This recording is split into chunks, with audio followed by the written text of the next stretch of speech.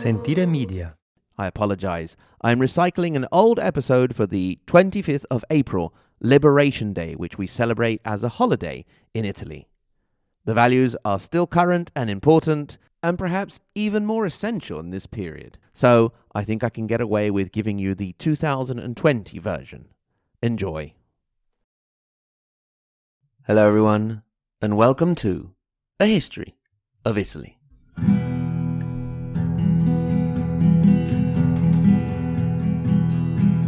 Special Episode 7, Liberation.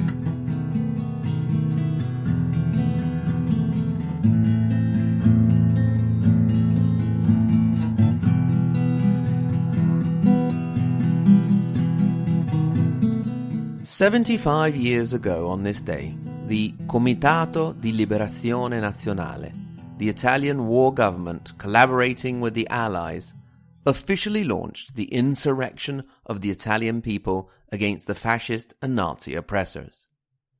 It was also the day in which Milan and Turin were liberated, while Bologna had been free since the 21st and Genoa since the 23rd of April.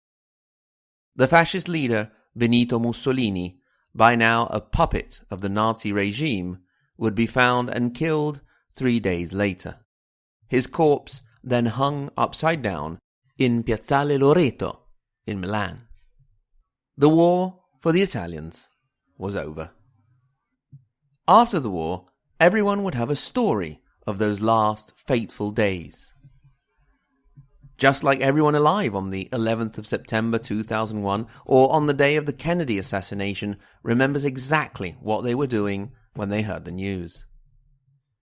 For my uncle, for example, it was the certainty that his mother, my grandmother, had lied to him about the war being over.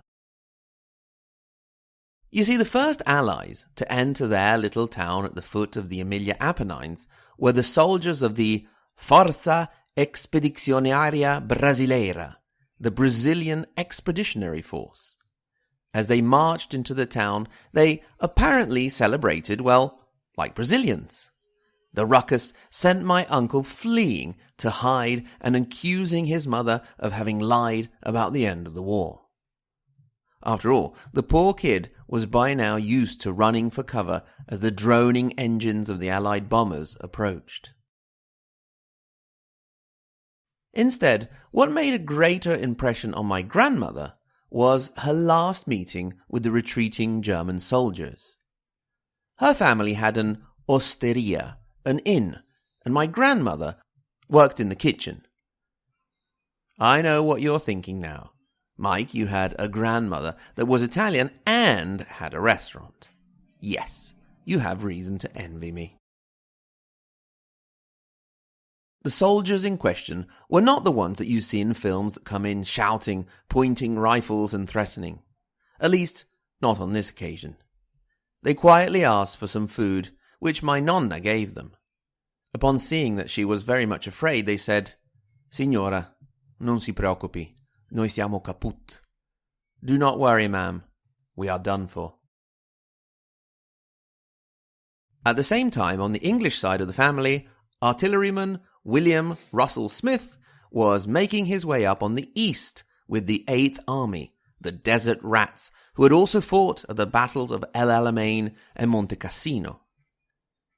He did not like to talk about the war, but my cousin and I did love to hear the gruesome story of how, after being hit by shrapnel, his leg had been saved from gangrene because the maggots had eaten it off of him. Grandpa Bill died in 1986, a small family tragedy in the year of Challenger and Chernobyl. My cousin has tried to trace some of his movements during the war, but it's hard to trace a man in the British Army named Bill Smith. The topic of the British involvement in Italy brings me to one of my favourite stories about the period leading up to the liberation.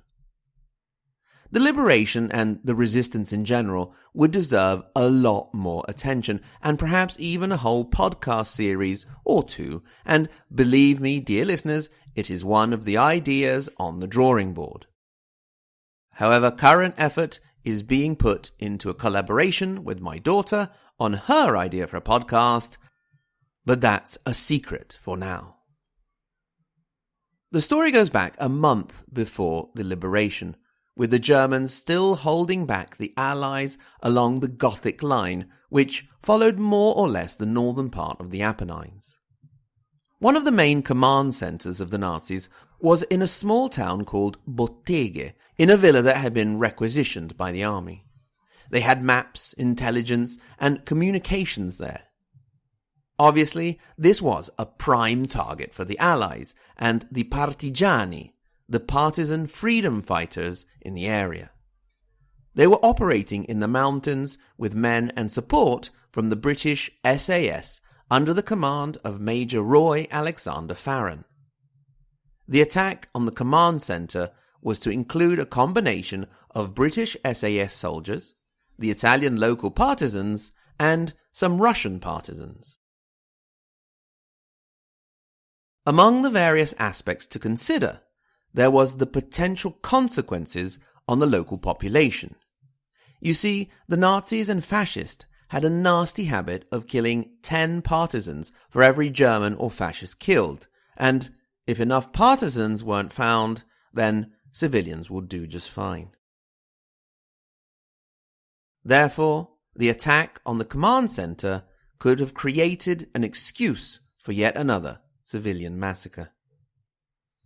Something was needed to make the Germans think that the attack was the arrival of the front line of the Allied assault, which was expected any day now, and not an attack of local partisans. So it was that towards the end of March 1945, a Scotsman, David "Mad Piper" Kirkpatrick, was parachuted into the mountains south of the province of Reggio Emilia. You might be wondering if this is the point of the film in which we discover he is some sort of Rambo-style weapons specialist or some sort of Van Damme-style ninja that would go in and take out the whole German contingent on his own. Well, as his nickname Mad Piper suggested, Kirkpatrick's specialty was playing the bagpipes. Preparations for the attack continued, aided by the communication provided by the incredibly brave staffette, the runners, you could say. These were young women, often no more than girls, who would ride bicycles or even walk for miles and miles a day to take messages back and forth, often encountering enemy soldiers. For the night of the 27th of March, everything was ready. The men who were to be involved in the operation had made their way down out of the mountains and were hiding out in the woods near the villa that housed the German command. As darkness fell, so did the quiet over the little village of Botteghe. The silence was broken not by gunfire, not by shouted orders, but by the sound of bagpipes in the darkness. Then, as they say, all hell broke loose. Despite the fact there were some losses, the attack was a great success. A lot of important material was taken from the command centre, and what could not be taken was destroyed. The German officers and soldiers there were forced to retreat back to the city of Reggio Emilia. 1 month later, Reggio Emilia would be liberated.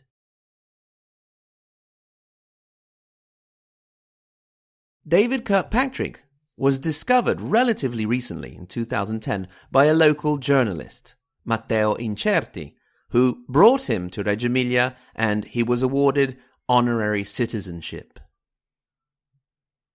Unfortunately, this year, we cannot celebrate our liberation on Saturday the 25th as we usually do. We are waiting for a new sort of liberation, not from an oppressive political regime or foreign invader, but from a virus. If all goes well, our new partial Phase 2 liberation will be on the 4th of May. The numbers are slowly descending. Obviously, it will be a partial liberation, and if we need to do more, we'll resist. It's pretty easy to resist in a warm house with plenty of food and Wi-Fi, and not foraging up in the cold mountains under threat of a Nazi sweep. One of our favourite ways to celebrate the 25th in the past has been to go to the Cervi Museum for the festival of the anti-fascist pasta. Of course, it's very Italian to celebrate everything with food. The museum in question was created from the old farmhouse of the Cervi family. These were 7 brothers from a small village just outside of the city of Reggio Emilia who had been involved in resistance activity even before the start of the war. I remember talking to one of the daughters of these brothers. She told me of how one day the maestra, the school teacher, had sent her home saying that she could not come to school without the card of the fascist party. Her father sent her straight back to school, telling her, "If the maestra has anything to say about it, tell her to talk to me." The activity of the Cervi increased in September 1943 after the first fall of the fascist regime, but their activity did not last long, as they were all captured, the 7 brothers and the father Alcide, in November of that same year. They stayed in prison until the 28th of December. The night before, a fascist official had been killed in a nearby village. In retaliation, all 7 brothers and a deserter were killed by a firing squad. Father Alcide Cervi remained unaware of this, and when an Allied bomb destroyed part of the prison, he managed to escape and make it home. His wife, Genoveffa Cocconi, and the daughters-in-law knew about the fate of his sons, but since he was in ill health, waited for him to get better before giving him the news. The poor mother, unsurprisingly, died the year after her 7 sons. Alcide Cervi went on to be celebrated and didn't die until 1970. In the early 2000s, he was even celebrated by Silvio Berlusconi, who expressed the desire to meet him. Obviously, at that time, it was no longer possible. As well as events such as the anti-fascist pasta at the Cervi Museum, there are other activities also on an official political level with ceremonies and commemorations. Although some recent leaders, such as the aforementioned Silvio Berlusconi, have been criticised for not always attending said festivities. If there is perhaps a symbol of the 25th of April, Liberation Day, above all others, it is the song Bella Ciao, made famous worldwide recently by the Spanish show La Casa de Papel, Money Heist. Among the many touching episodes we have seen recently during the COVID-19 crisis, such as Captain Tom's 100 laps around his garden, was the British Firefighters Union doing their rendition of Bella Ciao in honour of the Italian firefighters and all those worldwide affected in this period. However, the song can be perceived as being quite divisive, as can the resistance in general. Some point to the fact that the political left have attempted to monopolize the Italian resistance and refuse to admit any of the crimes that were committed by the partisans during and especially after the war, of which there were indeed. Despite this fact, the song does remain as an important hymn to democratic values against oppression. I have a wonderful image of a group of brave old ladies singing it at the top of their lungs in a recent public meeting of Forza Nuova, an Italian neo-fascist movement. The song itself, the lyrics, aren't overtly political. Perhaps a bit sexist. Indeed, the title means "Goodbye Beautiful" in the feminine, ignoring the great contribution of women to the resistance and liberation. But I suppose it was the 1940s. We can't expect much more. The gist of the lyrics is as follows, each verse first followed by what you could call the chorus, or Bella Ciao, Bella Ciao, Bella Ciao, Ciao Ciao. One morning I awoke to find the invader. "O partisan, take me away, for I feel I will die. And if I die as a partisan, you must bury me. Bury me up there in the mountains, under the shade of a beautiful flower. And the people who pass by will say, What a beautiful flower. This is the flower of the partisan who died for liberty.